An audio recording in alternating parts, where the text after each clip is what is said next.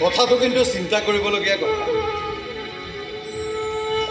ফুল ভাল ছোৱালী, কিন্তু বাহিৰা মানুহৰ মনোভাৱবোৰকতো আমি সলনি কৰিব নোৱাৰো।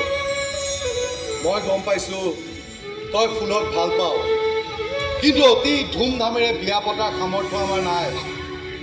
গতিকে তাইক তই মন্দিৰলৈ নি ক্ষীৰত সেন্দুৰ দিয়াৰ ব্যৱস্থা কৰ। দাদা, তই মোৰ কি কথা কৈ আছ? আৰে আমাৰ দেউতাৰ সন্ধান আজিও ওলোৱা নাই, তেনেস্থলত তই মোক বিয়া পতাৰ কথা কৈছ? আৰে দেউতাৰ সন্ধান যদি 10 বছৰলৈ নোলায় তেতিয়াও তই কি বিয়া নপতাকে থাকিবি নেকি? আৰু মই সকলোকে এটা কথা স্পষ্টভাৱে জনাই দিওঁ, দেউতাৰ আশা মই মনৰ পৰা আঁতৰাই পেলাইছো। মা, আমি আৰু দেউতাৰ কথা ভাবি লাভ নাই।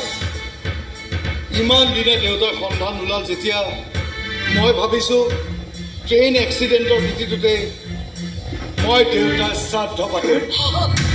বাইদেউ, এই ডাঙৰ ভাগিনী একেবাৰে চুক্তিৰ কথা কৈছে দেই। কি চুক্তিৰ কথা কৈছ মা? শ্ৰাদ্ধ পাতি পিণ্ড দি ৰাইজক মৰা সকামত ভোজ খোৱাৰ পাছত যদি দেউতা আহি ঘৰ ওলাই তেতিয়া নোলাই। অকল দেউতাই নহয়, সেই এক্সিডেণ্টটো নিখোজ হোৱা 7 জনৰ সন্ধান এতিয়াও ওলোৱা নাই। আৰু মই সোধ-পোছ কৰি জানিব পাৰিছো। কি জানিব পাৰিছ? তই কি জানিব পাৰিছ? যে আমাৰ দেউতা নাই, দেউতাৰ ডেড বডি নদী উঠি গ'ল, জলচৰ প্ৰাণী খাদ্য হ'ল সাগৰ পালেগৈ। একদম ৰাইট কথা কৈছে। তুমি মনে মন থাকা মামা, একদম মনে মন থাকা।